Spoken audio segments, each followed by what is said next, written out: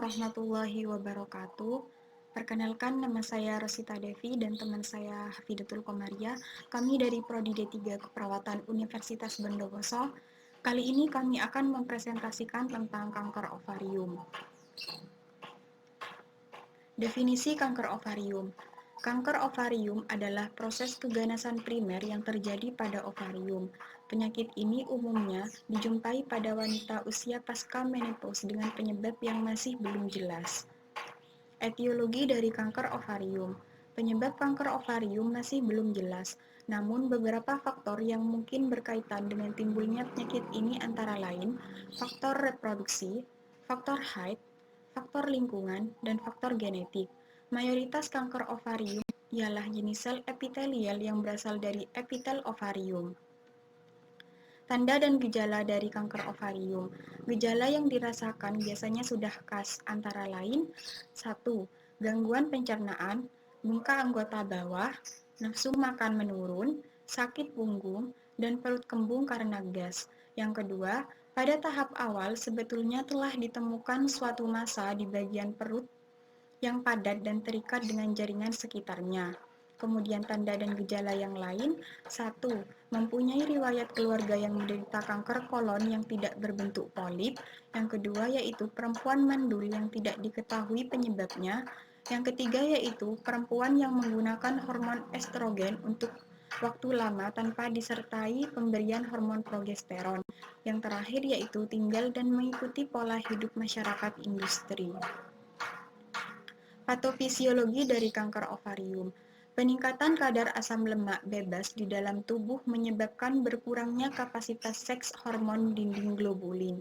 Peningkatan presentase serum testosteron bebas di plasma dan penurunan progesteron luteal yang diduga menyebabkan peningkatan risiko kanker ovarium. Lemak juga diduga merupakan sumber energi utama sel kanker, sehingga banyaknya lemak menyebabkan perkembangan tumor yang sangat cepat. Penata laksanaan medis. Pada umumnya, pengobatan kanker ovarium itu dapat dilakukan dengan tindakan operasi, lalu dilanjut dengan pengobatan tambahan seperti kemoterapi, radioterapi, dan imunoterapi. Secara garis besar, penata laksanaan kanker ovarium seperti terlihat pada bagian di bawah ini. Pathway dari kanker ovarium. Kanker ovarium itu dapat disebabkan oleh dua faktor. Yang pertama karena faktor eksternal, yang kedua yaitu faktor internal. Faktor eksternal ini seperti faktor lingkungan, sehingga dapat menyebabkan gagal sel telur berevolusi dan menghasilkan hormon hiposia abnormal, kemudian terjadi penimbunan folikel sehingga terjadi pelepasan sel telur. Kemudian terjadilah kanker ovarium. Faktor internal ini seperti faktor genetik, itu dapat menyebabkan gangguan hormon sehingga terjadi kanker ovarium. Dari kanker ovarium ini akan terjadi pembesaran ovarium sehingga dapat menahan organ sekitar, kemudian terjadi tekanan syaraf sel tumor sehingga klien itu merasakan nyeri. Kemudian dapat diangkat diagnosa nyeri akut. Karena yang kedua yaitu pembesaran ovarium dapat menyebabkan nyeri, kemudian klien itu merasa tidak nyaman sehingga dapat diangkat diagnosa hambatan rasa nyaman. Yang ketiga yaitu dari pembesaran ovarium ini terjadi mual dan muntah, kemudian pasien ini mengalami anoreksia sehingga intake tidak adekuat, kemudian dapat diangkat ketidakseimbangan nutrisi kurang dari kebutuhan tubuh. Penata laksanaan keperawatan. Pada prinsipnya yang harus dilakukan perawat adalah tindakan keperawatan, seperti melakukan asuhan keperawatan yang holistik dan sesuai dengan prioritas masalah klien. Untuk kasus seperti ini, yang harus dilakukan adalah melakukan pengamatan terhadap perubahan-perubahan yang terjadi pada klien. Perawatan pasca operatif setelah pembedahan serupa dengan perawatan pembedahan abdomen.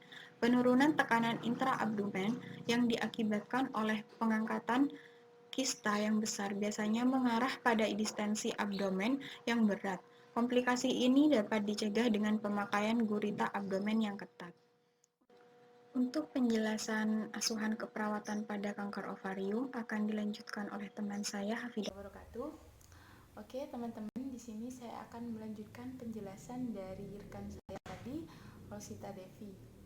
Nah, di sini saya akan menjelaskan tentang askep pada pasien kanker ovarium. Untuk askep kanker ovarium sama seperti askep biasanya, terdiri dari beberapa poin, diantaranya ada pengkajian. Pengkajian di sini terdiri dari anamnesa, kemudian keluhan utama, dan seterusnya. Untuk anamnesa terdiri dari identitas pasien yang diisi dengan nama, kemudian ada alamat lengkap, dan ada tanggal lahir, kemudian ada umur. Untuk umur yang rentan terkena kanker ovarium adalah umur di atas 45 tahun. Kemudian yang kedua ada riwayat kesehatan. Riwayat kesehatan ada keluhan utama. Keluhan utama adalah keluhan yang paling dirasakan oleh pasien. Untuk pasien kanker ovarium, keluhan utamanya biasanya akan terjadi perdarahan yang abnormal. Kemudian, perdarahan yang abnormal biasanya terjadi pada pasien di atas 50 tahun. Untuk stadium lanjut, pasien akan terjadi pembesaran massa yang disertai dengan asites. Kemudian, selanjutnya ada riwayat kesehatan sekarang. Adalah riwayat kesehatan yang dirasakan pasien sekarang. Biasanya pada kanker ovarium akan terjadi gejala kembung, kemudian nyeri abdomen atau pelvis. Kemudian pada stadium lanjut, pasien akan mengalami sering berkemih dan konstipasi. Kemudian selanjutnya ada riwayat kesehatan dahulu. Untuk pasien dengan kanker ovarium biasanya pernah mengalami kanker kolon, kanker payudara, kemudian kanker endometrium. Selanjutnya ada riwayat kesehatan keluarga.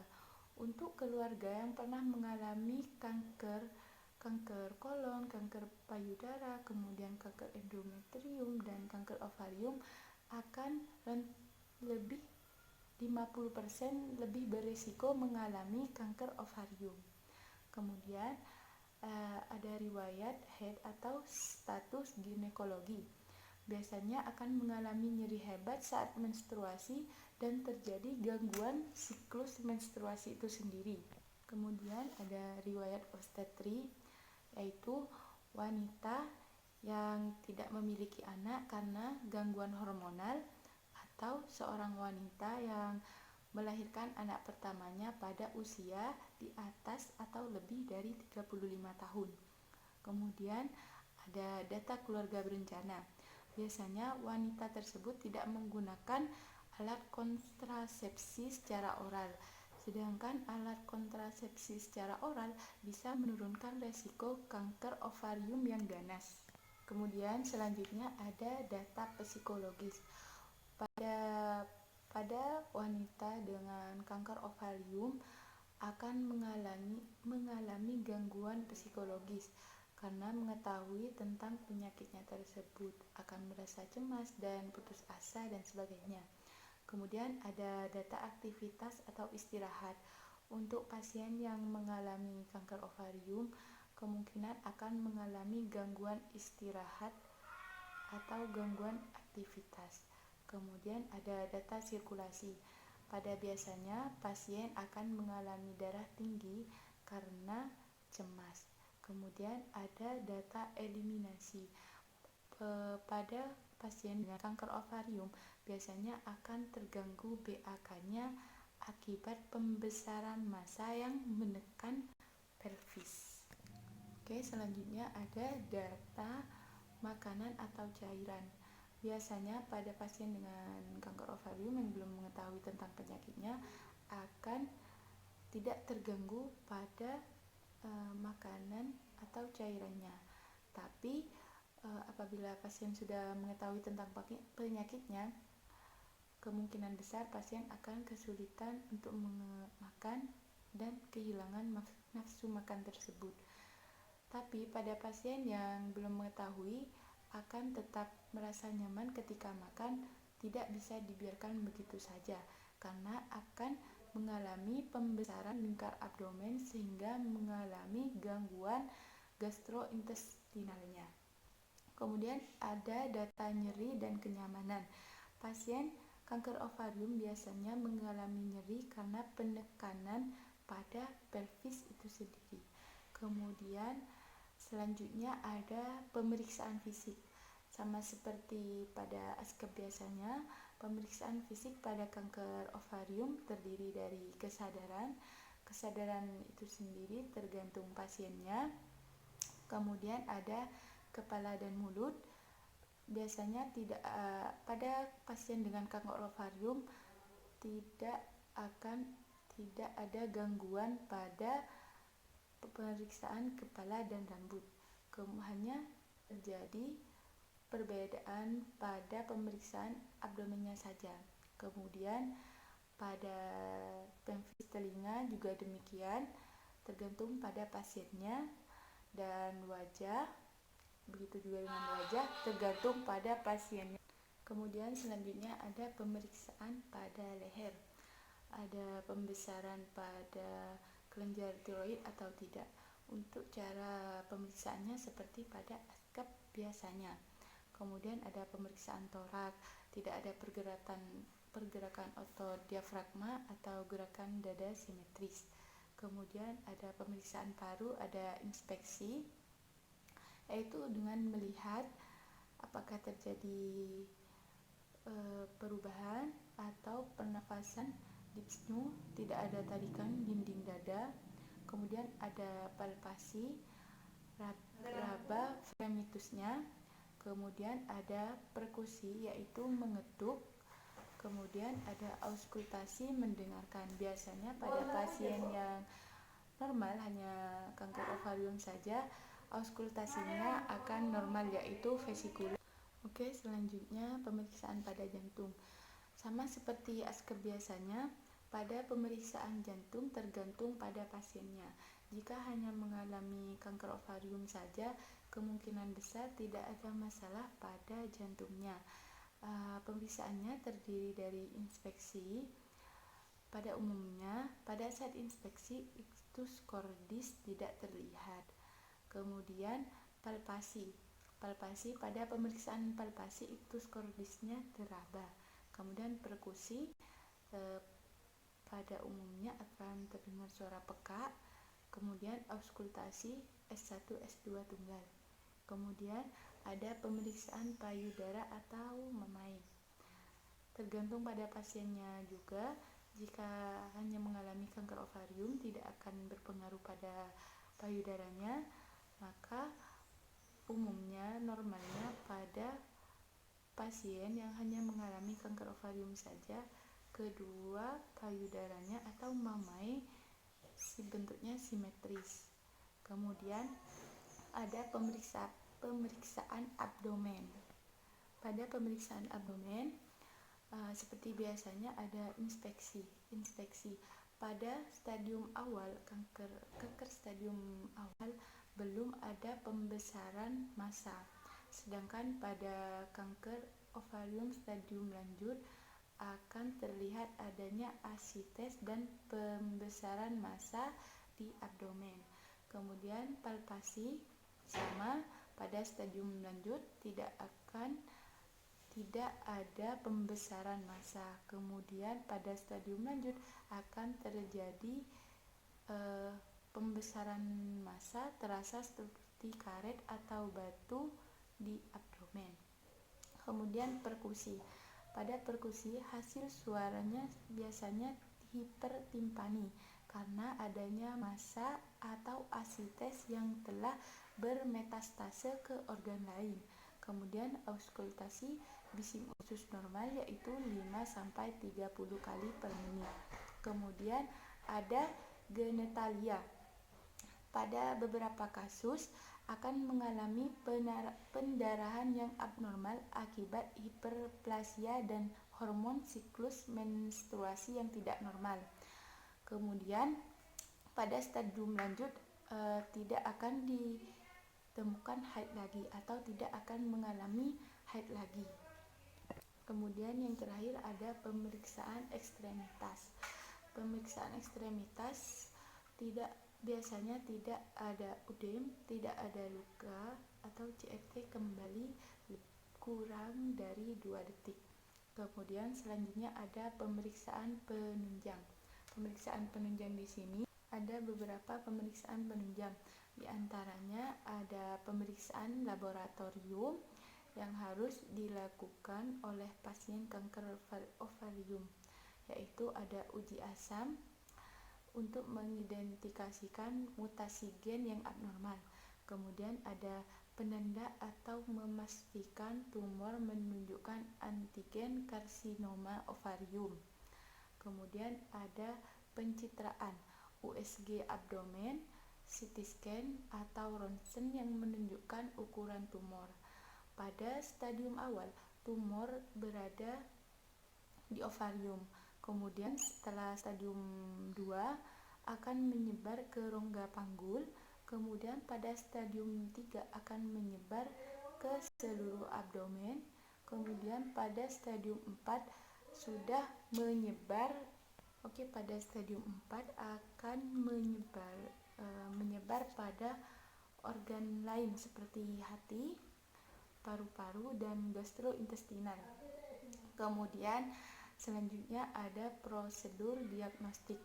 Aspirasi cairan asites dapat menunjukkan sel yang tidak khas pada stadium 3 kanker ovarium. Cairan asites positif sel kanker. Kemudian ada pemeriksaan lain seperti laparotomi eksplorasi, termasuk evaluasi nodus limfe dan reseksi tumor. Kemudian selanjutnya ada diagnosa keperawatan. Diagnosa keperawatannya di sini terdiri dari nyeri akut berhubungan dengan cedera fisik yang ditandai dengan ekspresi wajah nyeri. Kemudian kenapa di sini kami mengambil nyeri akut untuk diagnosanya? Karena pasien yang mengalami kanker ovarium akan mengalami nyeri yang sangat hebat. Kemudian yang kedua ada ketidakseimbangan nutrisi kurang dari kebutuhan tubuh. Untuk pasien yang sudah tahu tentang penyakitnya, tentang penyakit kanker ovarium, akan mengalami gangguan nutrisi seperti kurangnya nafsu makan, sehingga akan menyebabkan ketidakseimbangan nutrisi kurang dari kebutuhan tubuh. Nah, ketidakseimbangan nutrisi kurang dari kebutuhan di sini berhubungan dengan asupan diet yang kurang, kemudian ditandai dengan nyeri abdomen. Kemudian ada hambatan rasa nyaman. Hambatan rasa nyaman berhubungan dengan sumber daya yang tidak adekuat, kemudian ditandai dengan merasa tidak nyaman. Kenapa di sini kita mengambil hambatan rasa nyaman? Karena seseorang yang teman-teman, di sini saya akan melanjutkan penjelasan tentang ASKEP teori CA ovarium yang kemarin. Untuk yang pertama ada diagnosa nyeri akut yang berhubungan dengan agens cedera fisik yang ditandai dengan ekspresi wajah nyeri. Yang pertama, untuk kriteria hasilnya, setelah dilakukan tindakan keperawatan pada klien, diharapkan klien dapat mengontrol nyeri dengan kriteria hasil. Yang pertama, mengenali kapan nyeri terjadi. Kemudian ada menggambarkan faktor penyebab. Kemudian melaporkan perubahan terhadap gejala nyeri pada profesional kesehatan. Kemudian yang keempat, mengenali apa yang terkait dengan gejala nyeri. Kemudian yang terakhir ada melaporkan nyeri yang terkontrol. Untuk tindakan keperawatan, untuk rencana tindakannya, di sini ada health education, yaitu mengajarkan metode farmakologi untuk menurunkan nyeri, agar klien mengetahui metode farmakologi apa untuk menurunkan nyeri tersebut. Kemudian untuk nursing treatment, yaitu membantu klien berikan individu penurun nyeri yang optimal dengan peresepan analgesik untuk mempercepat menghilangkan atau mengurangi rasa nyeri yang dirasakan oleh klien. Kemudian ada observasi. Observasi adanya petunjuk nonverbal mengenai ketidaknyamanan, terutama pada mereka yang tidak dapat berkomunikasi secara efektif. Untuk hal ini dilakukan untuk mengalihkan perhatian klien dari rasa nyeri. Kemudian ada monitor kepuasan pasien terhadap nyeri dalam interval yang spesifik untuk mengetahui tingkat kepuasan klien. Kemudian yang terakhir ada kolaborasi. Kolaborasi dengan pasien, orang terdekat, dan tim kesehatan lainnya untuk memilih dan mengimplementasikan tindakan penurunan nyeri non-farmakologi yang sesuai kebutuhan. Nah, hal ini dilakukan agar nyeri yang dirasakan berkurang, karena dengan berkolaborasi dengan pasien dan keluarganya dapat mengetahui apa yang diinginkan oleh pasien. Oke teman-teman, penjelasan tentang si ovarium sudah selesai kami jelaskan. Untuk jika ada yang belum dimengerti bisa langsung ditanyakan. Kurang lebihnya mohon maaf. Assalamualaikum warahmatullahi wabarakatuh.